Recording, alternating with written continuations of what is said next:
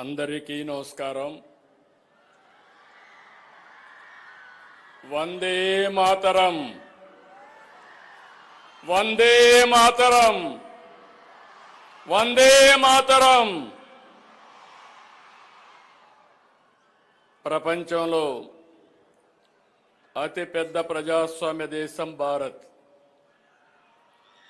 నేడు 79వ స్వాతంత్ర వేడుకలు జరుపుకుంటున్న శుభ సందర్భంగా భారతీయులకు, ప్రపంచంలోని తెలుగు వారికి, రాష్ట్ర ప్రజలకు శుభాకాంక్షలు.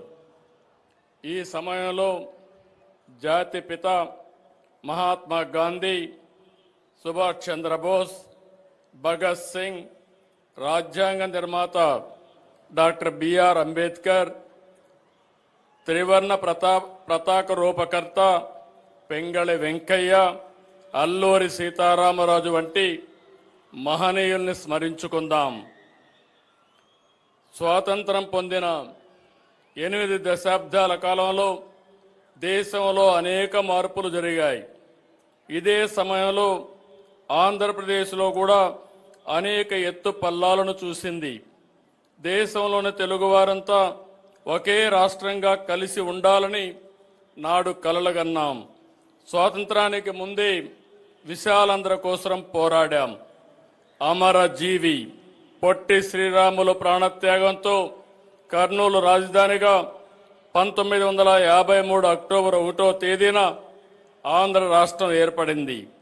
ఆ తర్వాత 1956 నవంబర్ 1వ తేదీన హైదరాబాద్ రాజధానిగా మొదటి భాషా ప్రయుక్త రాష్ట్రంగా ఆంధ్రప్రదేశ్ అవతరించింది. మళ్ళీ తిరిగి 2014లో రాష్ట్ర విభజనతో 2 తెలుగు రాష్ట్రాలు ఏర్పడ్డాయి. ఇలా ప్రతిసారి కొత్త సవాళ్లతో రాష్ట్రం ప్రయాణం సాగింది. 2014లో ఆంధ్రప్రదేశ్ విభజన తర్వాత జరిగిన పరిణామాలను ఒకసారి గుర్తు తీసుకోవాల్సిన అవసరం ఉంది. నవ్యాంధ్రప్రదేశ్కి మొదటి ముఖ్యమంత్రిగా ప్రజలు నాకు నాడు అవకాశం ఇచ్చారు. అనుభవం, ప్రజల సహకారంతో కష్టపడి దేశంలో టాప్ 3 రాష్ట్రాల్లో ఒకటిగా ఏపీని నిలిపాం. 2019లో వచ్చిన ప్రభుత్వం 5 సంవత్సరాల పాటు రాష్ట్రాన్ని విధ్వంసం చేసింది. ఏపీ బ్రాండ్ నాశనం చేసింది. వ్యవస్థలను నిర్వీర్యం చేసింది. రాష్ట్రం 30 ఏళ్లు వెనక్కిపోయింది. 10 లక్షల కోట్ల రూపాయల అప్పులు, బకాయిలతో ఆర్థిక విధ్వంసం చేశారు. ఆ 5 ఏళ్లు ఎక్కడా అభివృద్ధి జరగలేదు. కనీసం రోడ్లపైన గుంతలు పూడ్చలేదు. తవ్విన కొద్దీ గత ప్రభుత్వం చేసిన అప్పులు, తప్పులు, ఆక్రమాలు, అవకతవకలు వెలుగు చూస్తున్నాయి. పోలవరం నిలిచిపోయింది. అమరావతి ఆగిపోయింది. పెట్టుబడులు తరలిపోయాయి. 2024 ఎన్నికల్లో ప్రజలు గెలవాలి, రాష్ట్రం నిలవాలి అనే ఎన్డీఏ నినాదాన్ని ప్రజలు నమ్మి చారిత్రాత్మకమైన తీర్పునిచ్చారు. నిశ్శబ్ద విప్లవాన్ని సృష్టించారు. 94% స్ట్రైక్ రేటుతో 57% ఓట్ షేర్తో కూటమిని దీవించారు. రాష్ట్రాన్ని నిర్మించాలనే ఏకైక లక్ష్యంతో పాలన ప్రారంభించాం. మేము అధికారం చేపట్టిన ఈ ఏడాది కాలంలో ప్రజల నమ్మకాన్ని నిలబెట్టేలా, భవిష్యత్తుకు బాటలు వేసేలా తొలి రోజు నుంచి పనిచేస్తున్నాం. తొలి సంతకం నుంచి సుపరిపాలనకు తొలి అడుగు వేశాం. సమిక్షేమం, అభివృద్ధి, సుపరిపాలనతో సాగిన ఏడాది పాలన ఎంతో సంతృప్తినిచ్చింది. ప్రజల మద్దతు, మా సంకల్పం, దేవుడి దయతో విధ్వంసం నుంచి వికాసం వైపు ప్రయాణం చేస్తున్నాం. నేను ఈరోజు సవినయంగా, సగర్వంగా చెప్తున్నా, కూటమి ప్రభుత్వంలో సమిక్షేమానికి సాటి లేదు, అభివృద్ధికి అడ్డు లేదు, సుపరిపాలనకు పోటీ లేదు. ఇది రికార్డ్, ఇదే ఆల్ టైమ్ రికార్డ్ అని మరొక్కసారి విజ్ఞప్తి చేస్తున్నాను. కూటమి ప్రభుత్వం పేదల ప్రభుత్వం. సంక్షేమ పథకాలతో ప్రజల జీవన ప్రమాణాలు పెంచేందుకు, బడుగు బలహీన వర్గాలను అభివృద్ధి చేసేందుకు వేల కోట్ల నిధులు ఖర్చు చేస్తున్నాం. దేశంలో మరే రాష్ట్రంలో అమలు కాని స్థాయిలో రెట్టింపు సంక్షేమం ప్రజలకు అందుతోంది.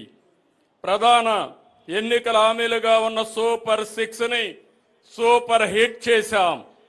ప్రతి వర్గానికి, ప్రతి ప్రాంతానికి, ప్రతి కుటుంబానికి, ప్రతి పౌరునికి సాయంగా నిలబడుతూ సంక్షేమ పాలనకి కొత్త నిర్వచనం ఇచ్చాం.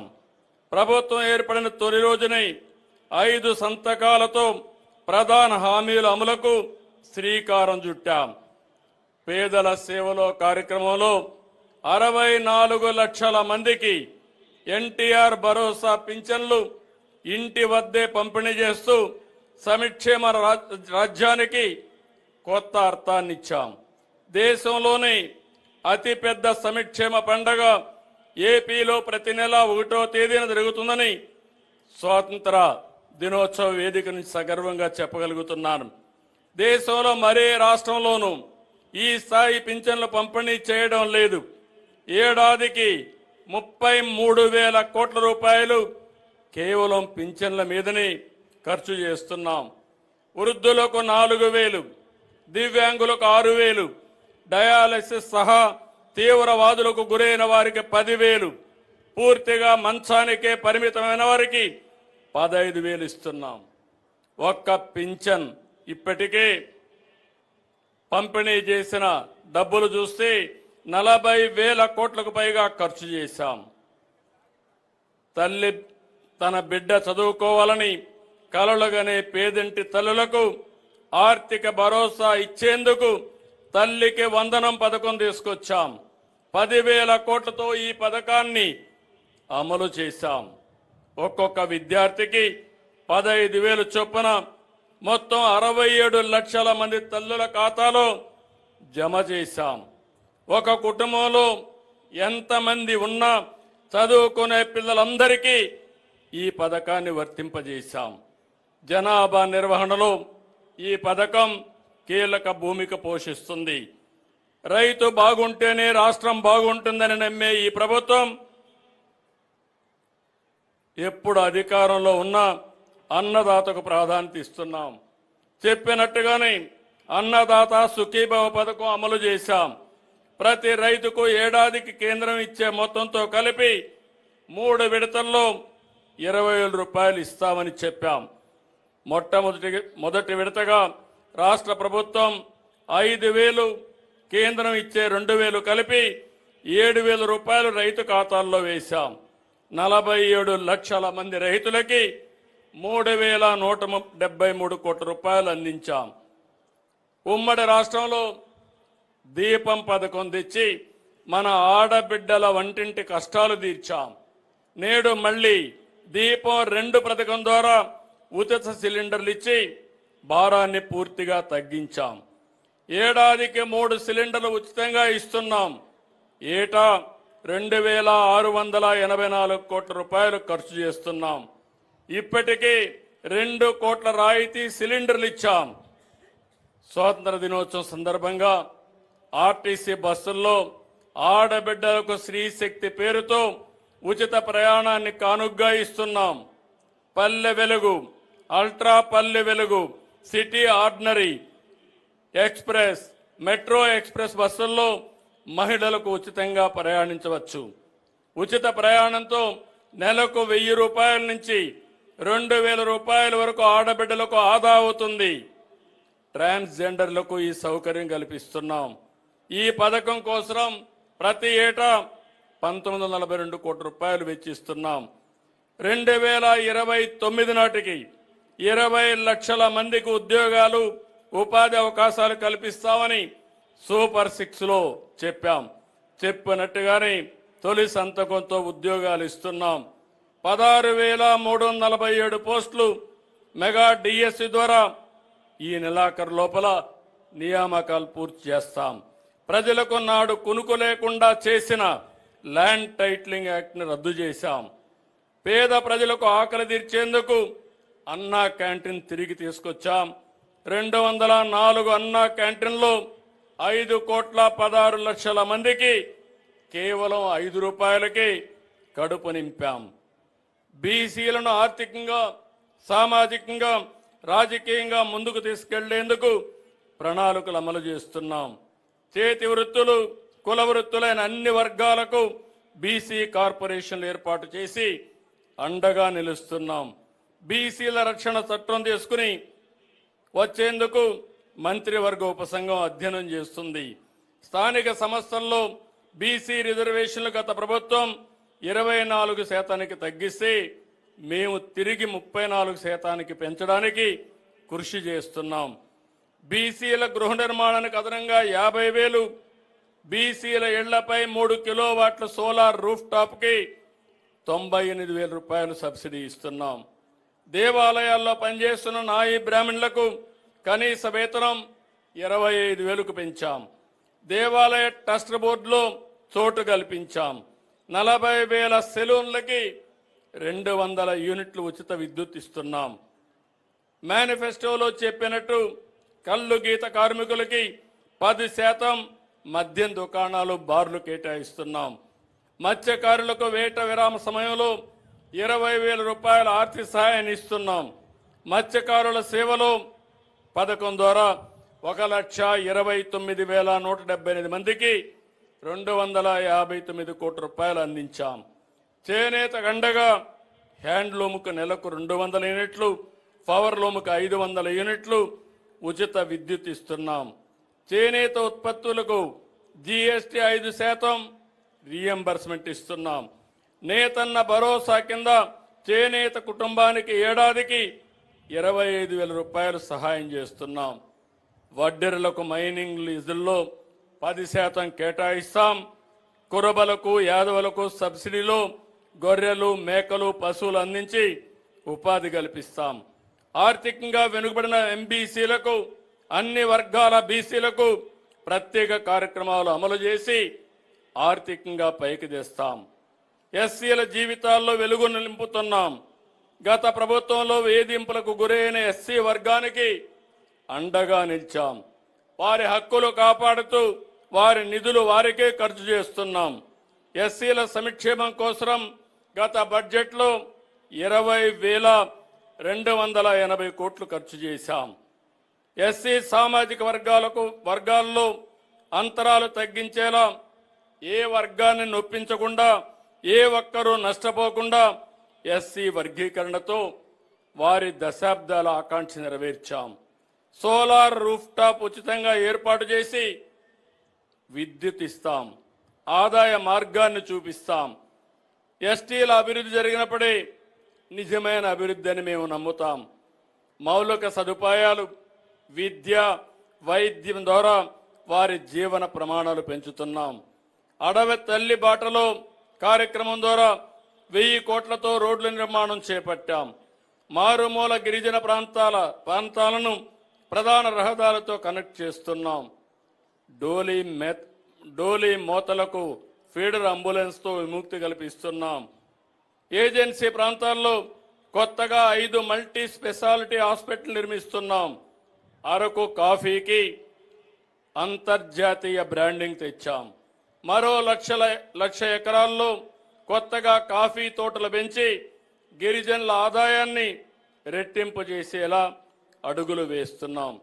మైనారిటీ హక్కులు పరిరక్షిస్తూ అవసరాలు తీరుస్తున్నాం. ఇమాములకు 10,000, మౌజములకు 5,000 చొప్పున గౌరవ వేతనం ఇస్తున్నాం.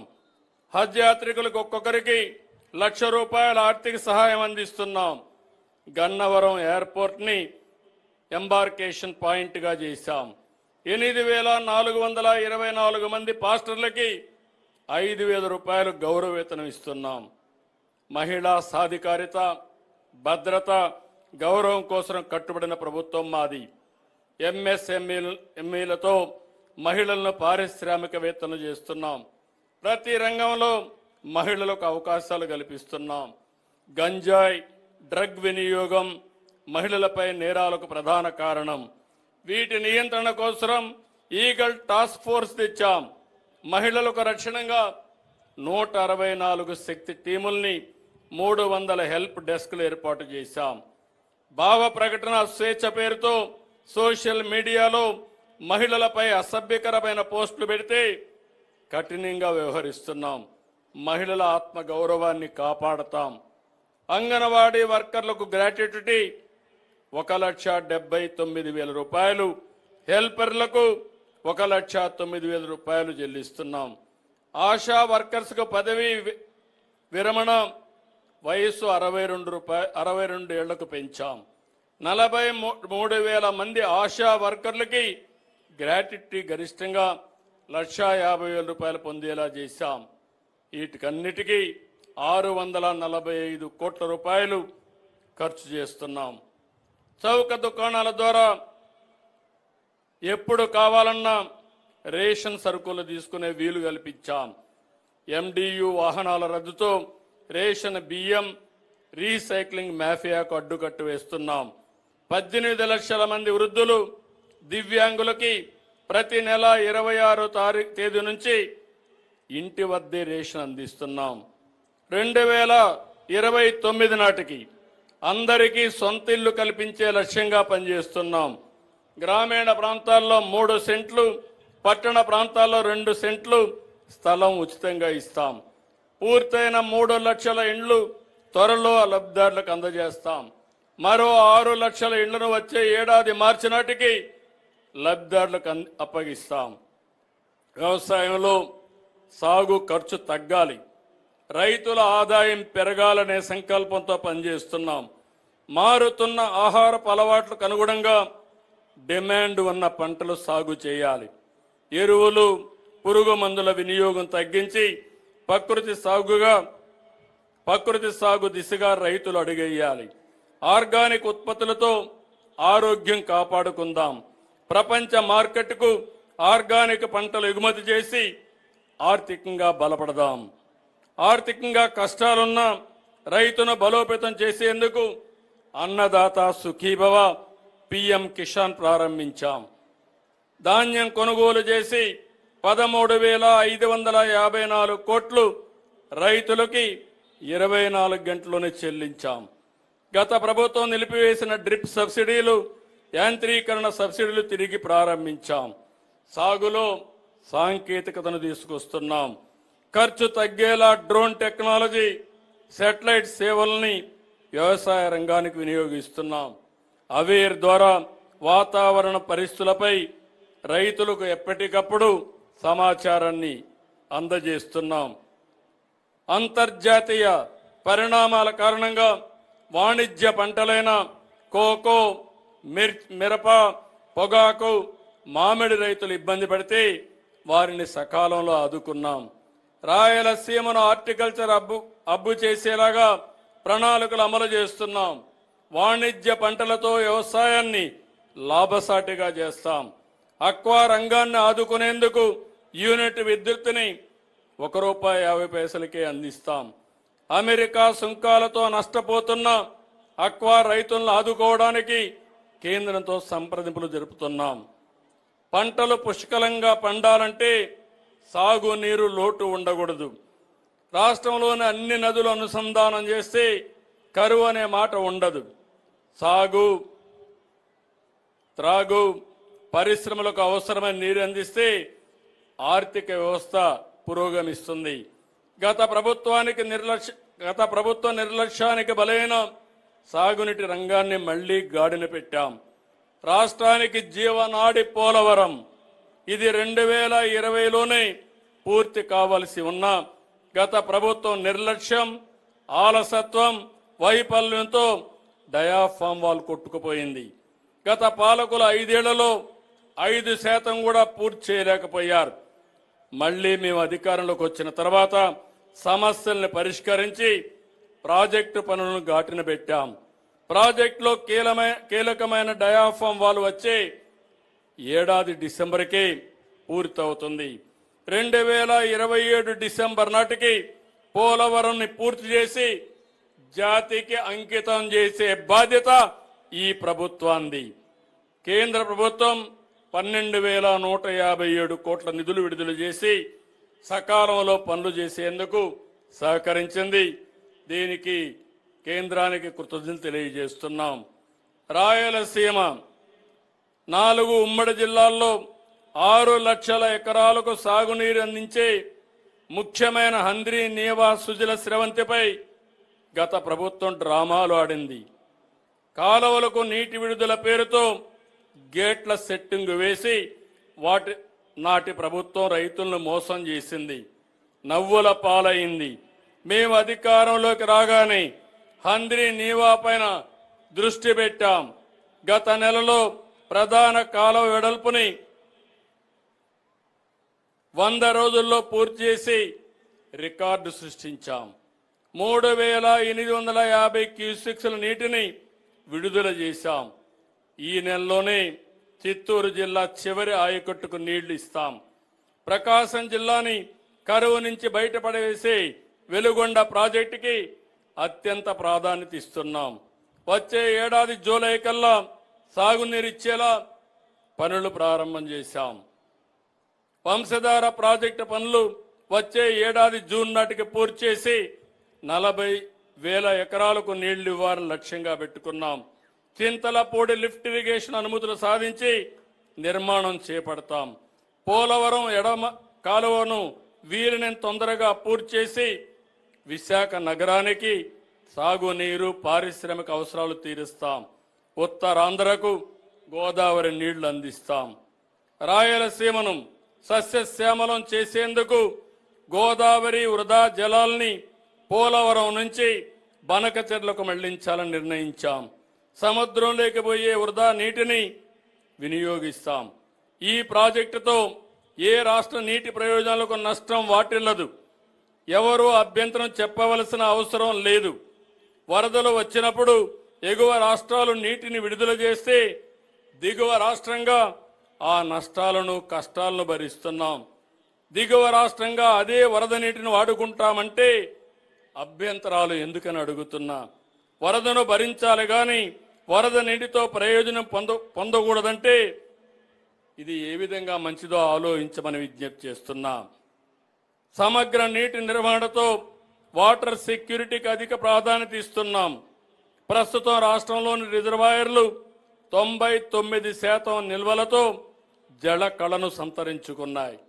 785 టీఎంసీ నీళ్లు వివిధ రిజర్వాయర్లో అందుబాటులో ఉన్నాయి. భూగర్భ జలాల పెంపుకు చర్యలు తీసుకుంటున్నాం. భూమిని జలాశయంగా మార్చే ప్రయత్నాలు ఫలిస్తున్నాయి.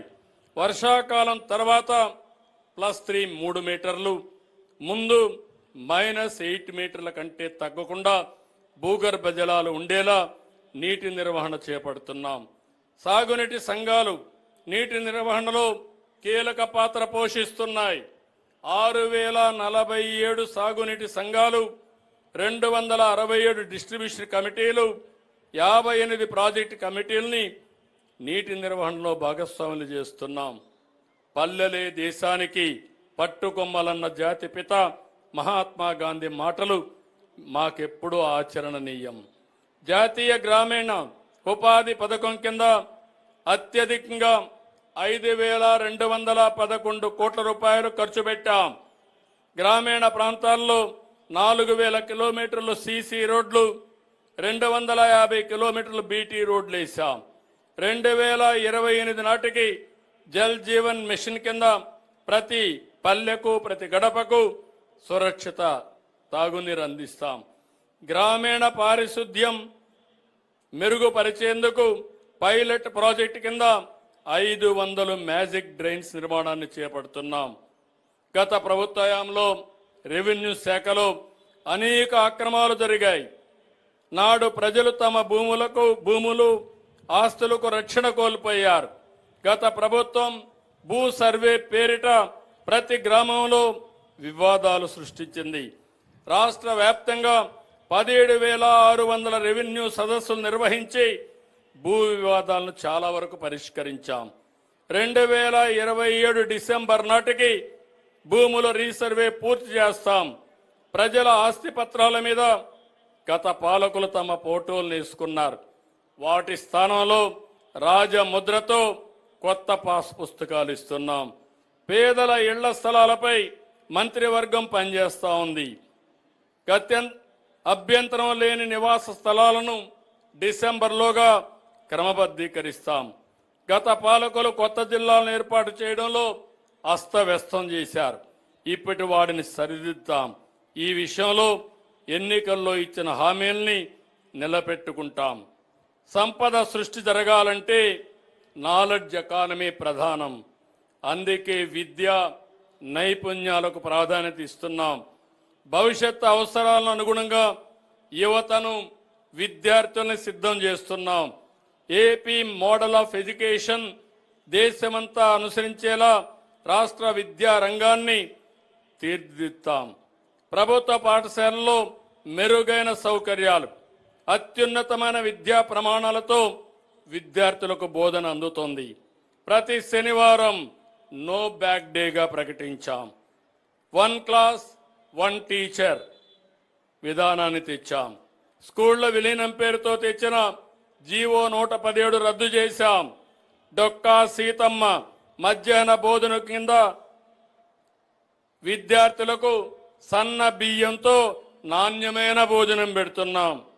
953 కోట్ల ఖర్చు చేసి విద్యార్థులకి డాక్టర్ సర్వేపల్లి రాధాకృష్ణ విద్యార్థి మిత్ర పథకం కింద యూనిఫామ్ కిట్లు ఇస్తున్నాం. విద్యార్థుల పురోగతిపై చర్చించేందుకు 2 కోట్ల మందితో మెగా పేరెంట్ టీచర్స్ మీటింగ్ నిర్వహిస్తున్నాం. ప్రతి ఏటా ఈ కార్యక్రమం కొనసాగుతుంది. ఇంటర్ విద్యా విధానంలో మార్పు తీసుకొచ్చాం. ప్రభుత్వ జూనియర్ కళాశాలల్లో ఐఐటి, నీట్ లాంటి ప్రవేశ పరీక్షలకు శిక్షణ ఇస్తున్నాం. ఫీజు రీఎంబర్స్మెంట్ బకాయిలు విడుదల చేశాం. స్కిల్ సెన్సస్ ద్వారా యువత నైపుణ్యాలను అంచనా వేస్తున్నాం. వారికి అవసరమైన నైపుణ్య శిక్షణ ఇచ్చి పరిశ్రమలకు అనుసంధానం చేస్తాం. భవిష్యత్ అవసరాలకు తగ్గట్టు పాఠ్యాంశాలు మార్పులు చేస్తున్నాం. కరికులం అప్డేట్తో పాటు స్కిల్ పెంచే కార్యక్రమాన్ని చేపట్టాం. నైపుణ్య అభివృద్ధి సంస్థ ద్వారా శిక్షణ పొందిన 74,834 మందికి ప్లేస్మెంట్లు కూడా వచ్చాయి. ప్రతి నియోజకవర్గంలో ప్రతి సంవత్సరం జాబ్ మేళా నిర్వహిస్తున్నాం. ఆరోగ్య ఆంధ్రప్రదేశ్ అనేది మా విధానం.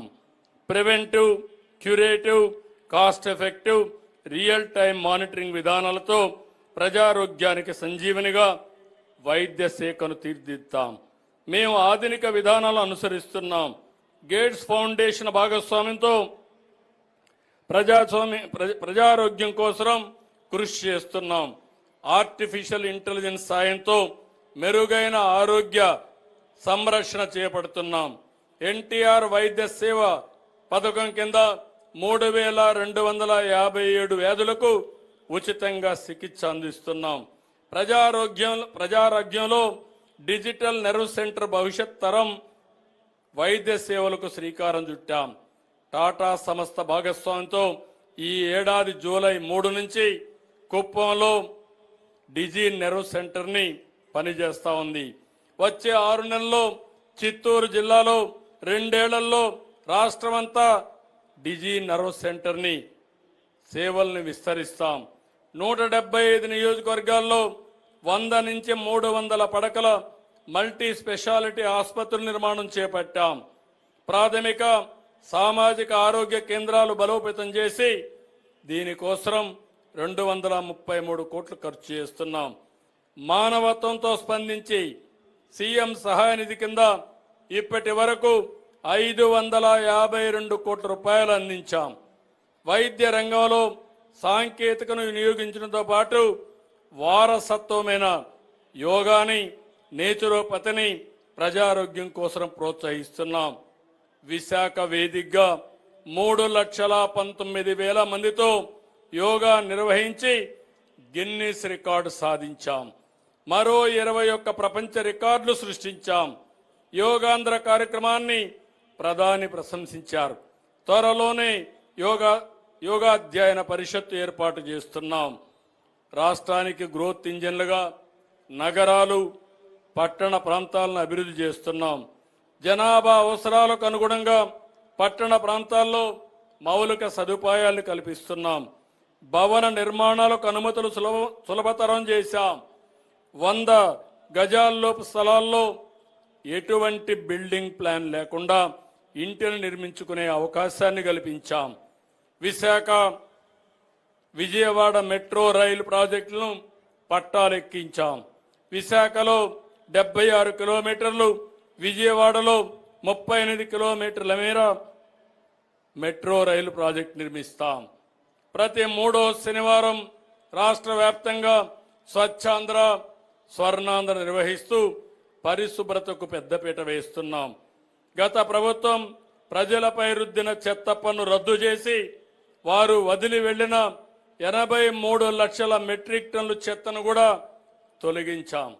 వనరుల పునర్వినియోగం కోసం సర్క్యులర్ ఎకానమీ దృష్టి పెట్టాం. అన్ని పంచాయతీలు, మున్సిపాలిటీలో వేస్ట్ టు వెల్త్ కార్యక్రమాన్ని అమలు చేస్తున్నాం. ఆంధ్రప్రదేశ్ కళల రాజధాని అమరావతి పనులన్నీ కూడా మన ప్రధానమంత్రి నరేంద్ర మోడీ గారితో రీస్టార్ట్ చేశాం. అమరావతిని ప్రపంచ స్థాయి రాజధానిగా తీర్చిదిద్దేలా భూములు ఇచ్చిన రైతులను ఆశలు నెరవేర్చే విధంగా పనులు చేస్తున్నాం. నేడు శరవేగంగా రాజధానుల పనులు జరుగుతున్నాయి. 50,522 కోట్లతో టెండర్లు పిలిచి 74 మౌలిక వస్తువుల ప్రాజెక్టుల్ని రోడ్లు పనులు చేస్తున్నాం. 2029 కల్లా మొదటి దశ రాజధాని పనులు పూర్తవుతాయి. నేను ఒకటే హామీ ఇస్తున్నా, ప్రపంచంలోనే అత్యున్నత ప్రమాణాలతో మోస్ట్ లివబుల్ సిటీగా మన అమరావతి ఉంటుందని మీ అందరికీ విజ్ఞప్తి చేస్తున్నా. పారిశ్రామిక అభివృద్ధికి ఆధారం లాజిస్టిక్స్. సింగపూర్ వంటి దేశాలు కేవలం లాజిస్టిక్స్తో బలమైన ఆర్థిక శక్తిగా ఎదిగాయి. మన రాష్ట్రంలో 1053 కిలోమీటర్లు సుదీర్ఘ తీర ప్రాంతం ఉంది. పోర్ట్లు, ఎయిర్పోర్ట్లు, హార్బర్లు, హైవేలు, రైల్వే లైన్లతో విస్తృతమైన లాజిస్టిక్స్ సదుపాయాలున్నాయి. త్వరలో లాజిస్టిక్స్ కార్పొరేషన్ తీసుకొస్తాం. లాజిస్టిక్స్ వ్యయాన్ని 10% కంటే తక్కువ తెచ్చేందుకు ప్రయత్నం చేస్తున్నాం. ప్రతి 50 కిలోమీటర్లకు ఒక పోర్టు, హార్బరు, కొత్తగా 6 ఎయిర్పోర్ట్లు నిర్మిస్తున్నాం. 3,510 కిలోమీటర్ల మేర 70,000 కోట్ల రూపాయలు విలువైన జాతీయ రహదారి పనులు జరుగుతున్నాయి. 24-25లో 770 కిలోమీటర్లు జాతీయ రహదారుల నిర్మాణాలు పూర్తవుతాయి. వచ్చే 3 ఏళ్లలో 2 లక్షల విలువైన నేషనల్ హైవే ప్రాజెక్ట్స్ ని పూర్తి చేస్తాం. రాజధానికి outer ring road, Hyderabad Amaravati, Vizag Moolapeta, Hyderabad Bengaluru greenfield highway project ప్రతిపాదించాం.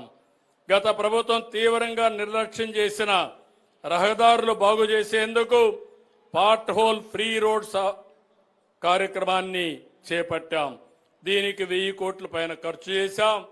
రాష్ట్రంలో ఉండే అన్ని R&B రోడ్లని బాగు చేసే బాధ్యత ఈ ప్రభుత్వం తీసుకుంటాం. తలసరి విద్యుత్ వినియోగం అనేది ప్రగతి సూచిక. ఉమ్మడి రాష్ట్రంలో విద్యుత్ సంస్కరణలకు నాంది పలికాం. 160 గిగావాట్లు పునరుత్పాదక విద్యుత్ ఉత్పత్తి లక్ష్యంగా AP integrated clean energy policy తెచ్చాం. ఈ రంగంలో 10 లక్షల కోట్ల పెట్టుబడులు, 7,50,000 మందికి ఉద్యోగాలు వస్తాయి. సోలార్, విండ్, పంప్డ్ ఎనర్జీ ప్రాజెక్టుల్లో భారీగా పెట్టుబడులు వస్తున్నాయి.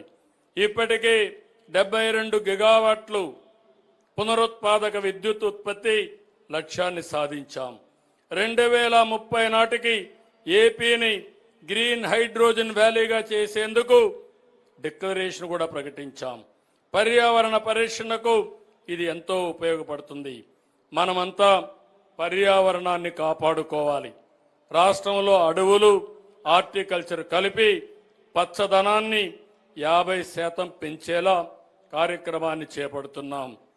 ఏపీ బ్రాండ్ని పునరుద్ధరించేందుకు కూటమి ప్రభుత్వం పనిచేస్తున్నది. పారిశ్రామికవేత్తలకు నమ్మకాన్ని కల్పించి తిరిగి రాష్ట్రానికి పెట్టుబడులు వచ్చేలా కృషి చేస్తున్నాం. స్పీడ్ ఆఫ్ డూయింగ్ బిజినెస్ విధానంతో 20కి పైగా కొత్త పాలసీలు తెచ్చాం. ఇప్పటి వరకు 9 స్టేట్ ఇన్వెస్ట్మెంట్ ప్రమోషన్ బోర్డు సమావేశాలు పెట్టాం. 113 ప్రాజెక్టులకు సంబంధించి 5,94,000 కోట్ల రూపాయలకు పెట్టుబడులకి కేబినెట్ ఆమోదం తెలిపింది. వీటి ద్వారా 5,56,000 మందికి ఉద్యోగాలు వస్తాయి. రాష్ట్రంలో పెట్టుబడులు పరిశ్రమల స్థాపనకు సంబంధించి మన ఆలోచనలకు కేంద్రం అందిస్తున్న సహకారానికి ధన్యవాదాలు. సెమీ కండక్టర్ పరిశ్రమ ఏపీలో ఏర్పాటు చేసేందుకు కేంద్ర కేబినెట్ నిర్ణయం చేశారు. మొబైల్స్, ఆటోమొబైల్, ఎలక్ట్రానిక్స్, సెటాప్ బాక్సులలో ఉపయోగించే సెమీ కండక్టర్ తయారీ పరిశ్రమ దీనితో విప్లవాత్మక మార్పు వస్తుంది. ఒక కుటుంబం ఒక పారిశ్రామికవేత్త అనే లక్ష్యంతో ఎంఎస్ఎంఈలు నెలకొల్పేలా ప్రణాళికలు అమలు చేస్తున్నాం. 175 నియోజకవర్గాల్లో ఎంఎస్ఎంఈ పార్కులు ఏర్పాటు చేస్తున్నాం. విశాఖ స్టీల్ ప్లాంటుకు కేంద్రం చేసిన 11,400 కోట్ల ఆర్థిక సాయంతో ప్లాంట్ను పరిరక్షించాం. విశాఖ రైల్వే జోన్ సాధించాం. కార్యాలయ భవన నిర్మాణాలు చురుగ్గా జరుగుతున్నాయి. పర్యాటకం అంటే సౌందర్యం, సాంస్కృతిక వైభవం, ఆధ్యాత్మిక వారసత్వం. పర్యాటకానికి పారిశ్రామిక హోదా ఇచ్చాం. Heritage, eco, adventure, wildlife, beach, temple tourism సర్క్యూట్లు అభివృద్ధి చేస్తూ పర్యాటకులకు ఆహ్లాదాన్ని అందిస్తున్నాం.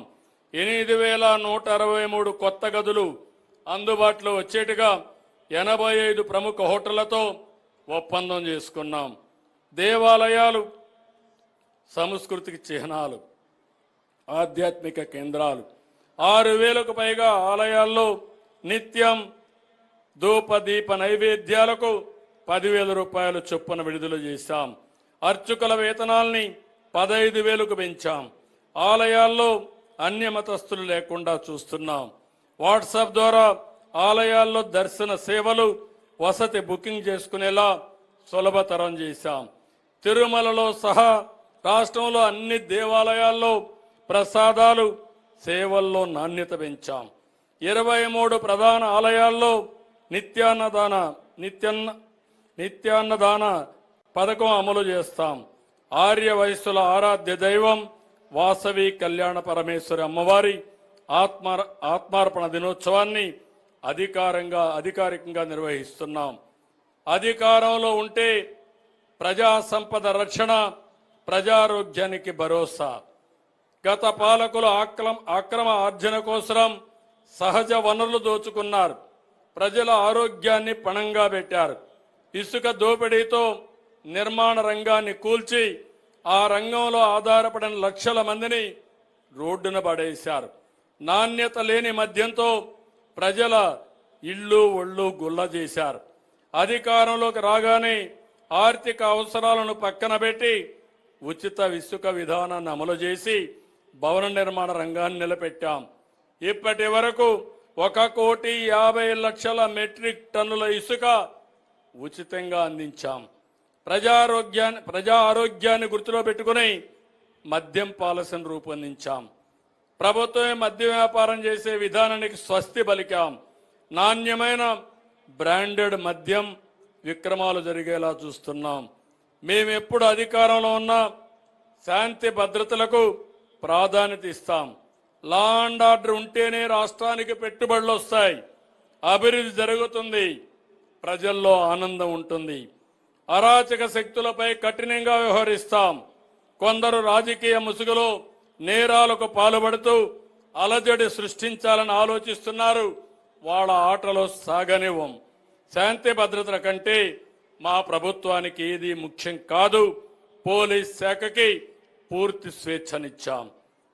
ప్రభుత్వాలంటే ప్రజల తక్షణ అవసరాలు తీర్చడమే కాదు, వారికి బంగారు భవిష్యత్తు అందించి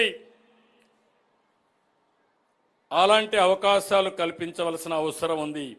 దీనికోసం ఏ ప్రభుత్వమైనా ఏ నాయకుడైనా విజన్తో పనిచేయాలి. 1995లో ఐటీ గురించి మాట్లాడాం.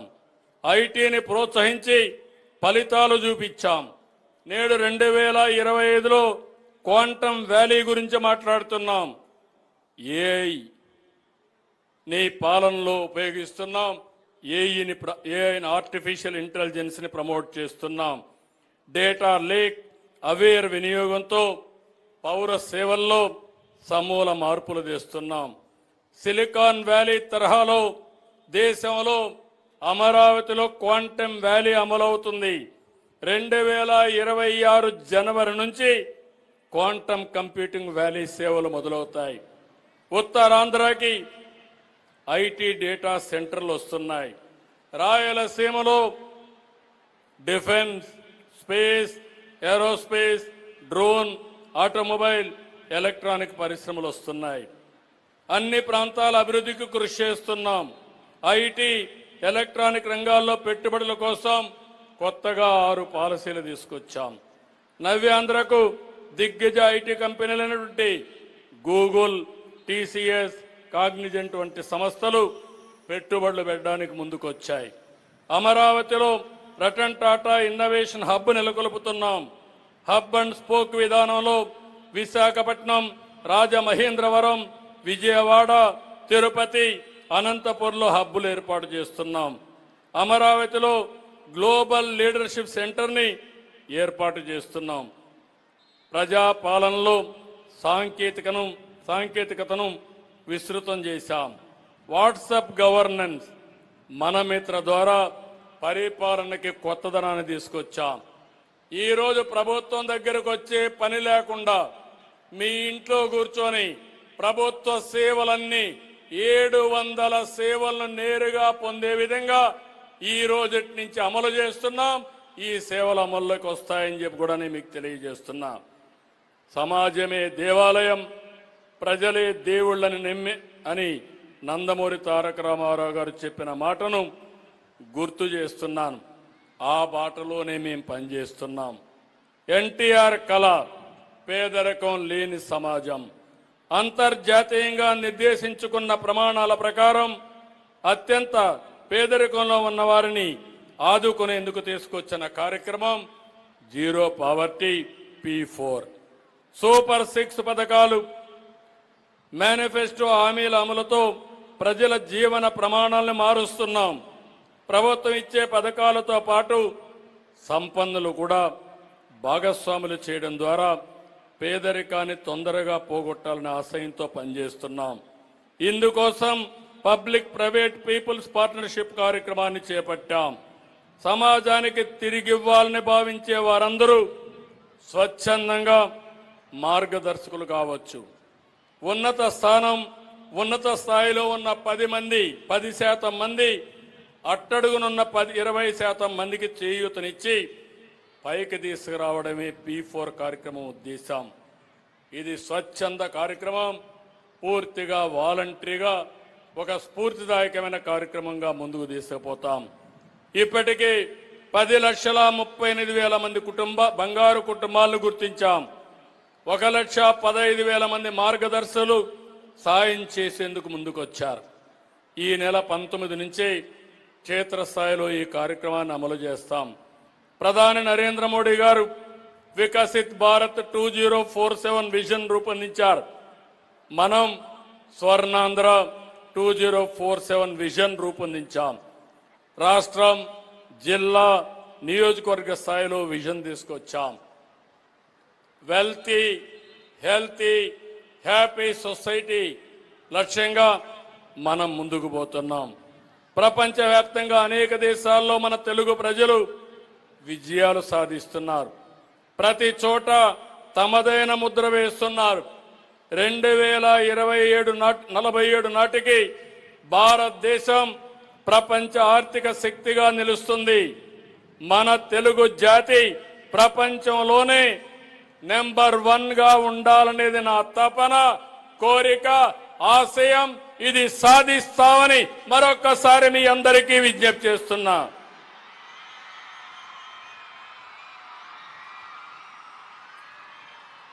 ప్రధానమంత్రి నరేంద్ర మోడీ గారి నాయకత్వంలో 2047కి భారత్ ప్రపంచ ఆర్థిక శక్తిగా నిలుస్తుంది.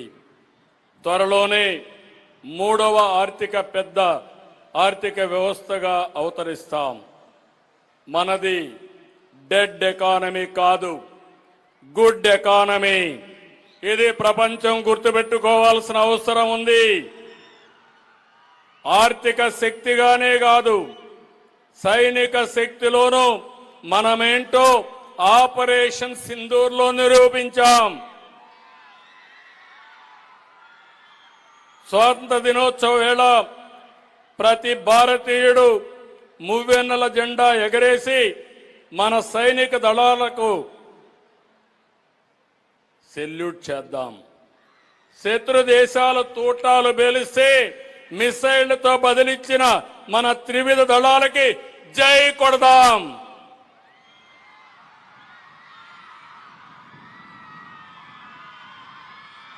మరొకసారి మనమందరం స్వాతంత్రం కోసం త్యాగాలు చేసిన వారిని గుర్తుకు తెచ్చుకుంటూ నివాళులర్పిస్తూ ఈ జాతి అభివృద్ధికి పునరంకితం కావాలి, గట్టిగా పనిచేసే సంకల్పాన్ని ఈరోజు తీసుకోవాల్సిందిగా మిమ్మల్ని అందరినీ కోరుకుంటూ మరొక్కసారి ఇక్కడ ప్రపంచంలో ఉన్న భారతీయులకు, తెలుగు వారికి స్వాతంత్ర దిన శుభాకాంక్షలు తెలియజేస్తున్నా. జై ఆంధ్రప్రదేశ్, జై భారత్, జై Hind. Thank you, sir. Thank you so much for your inspiring message. అద్భుతమైన